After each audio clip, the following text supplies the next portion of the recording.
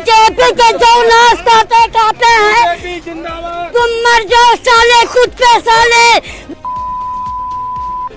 साले बीजेपी के ऐसी पैसी जो बीजेपी वाले उनको साथ दे, उनका लड़का बच्चा सब मर जाए। आप क्यों नारेबाजी लगा रहे हैं यहाँ पर? नमस्कार, सत श्री अकाल, अस्सलाम वालेकुम, जय हिंद। क्या हाल है मेरे दोस्तों?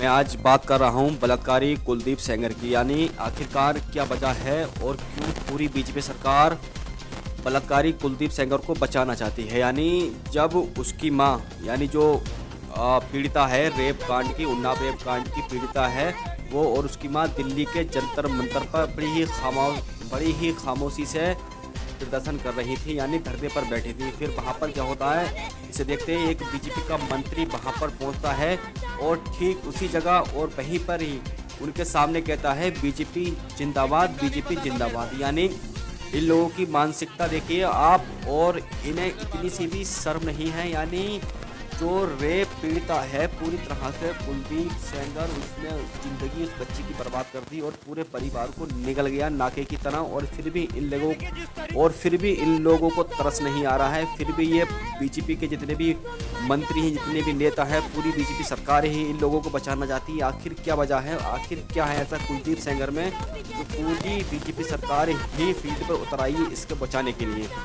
तब वो वहाँ पर पहुंचता है। फिर उसके बाद जो पीड़िता की माँ है वो भड़क जाती है, उसको गाली गलौज भी करने लगती है। हालांकि उसने जो कहा उसकी माँ ने वो बिल्कुल गलत नहीं कहा। यानी जब उसे पता है, जब उस यानी रेपिस्ट कुलदीप सेंगर ने उसका पूरा घर निगल गया, पूरा घर तबाह कर दिया, और फिर उसके बाद भी एक नमूना मंत्री वहाँ पर जाता है, उसके बाद कहता है बीजेपी जिंदाबाद। यानी इन लोगों को इतनी भी शर्म नहीं है। अगर इतनी शर्म होती इनके अंदर तो चुल्लू भर पानी में डूबकर अब तक मर गए होते। यानी एक जो पीड़िता है, अकेली पीड़िता है, उसको दबाने के लिए जो सरकार के आला अधिकारी मंत्री हैं वो सब लगा दिए हैं पूरी तरह से। यानी आप देख सकते हैं। तो फिर अगर इनको तब पता चलता जब इनकी खुद की बेटियां होती और रेपिस्ट ये कुलदीप सेंगर होता, तब इनको पता चलता। मामला आया है उत्तर प्रदेश के बरेली पे। यानी जो हिंदू लड़की थी, जो उसके क्लासमेट थे, यानी जो कॉलेज के पढ़ने वाले थे, उस लड़की का बर्थडे था। वो अपना बर्थडे सेलिब्रेट करने के लिए एक कैफ़े उसने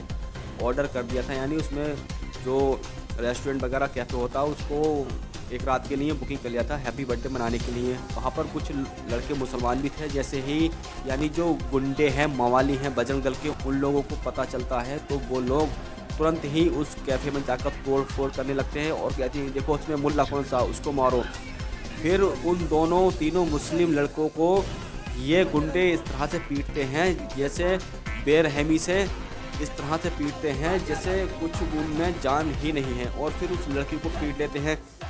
फिर इन गुंडे के जो ये गुंडे थे पीटते हैं ना, उन गुंडों को कहने पर ही पुलिस उन लड़कों के खिलाफ एफआईआर कर लेती है और उस लड़की को भी पुलिस उठा के ले जाती है। यानी जो पीड़ित हैं, जो पिटे थे, उनके ही खिलाफ उल्टी एफआईआर कर दी है बरेली की पुलिस ने। यानी मतलब अब कोई भी अपना त्योहार, या फिर जैसा अभी आपने सुना होगा 25 दिसंबर को क्रिसमस था, तो जैसे ही क्रिसमस था वैसे ही गेट पर कुछ यही गुंडे, इसी क्वालिटी के गुंडे पहुंचकर उसका हनुमान चालीसा पढ़ने लगते उसके जो गेट था उस पर।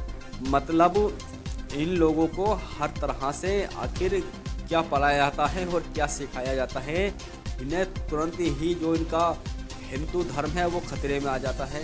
यानी ये बिल्कुल अनपढ़ लोग हैं और ना ही इनके पास कोई रोज़गार है, और ये इसी तरह से ये हुड़दंग करते फिरते हैं, यही नफरत फैलाते हैं, और इन पर अभी तक कोई भी कार्रवाई नहीं होती है और ना ही आने वाले समय में कार्रवाई होगी। क्योंकि ये खुद कहते हैं कि सरकार हमारे साथ है, प्रशासन हमारे साथ है, और ये तक क्या कोई बात हो जाए तो प्रशासन को भी ये उल्टा लपेट देते हैं। यानी प्रशासन भी इनका कुछ नहीं कर सकता। यानी इन्हें पूरी 100% फुल छूट मिली हुई है इस देश में आतंक मचाने की और मुसलमान को मारने की। इनका कहीं कुछ नहीं हो सकता मेरे दोस्तों।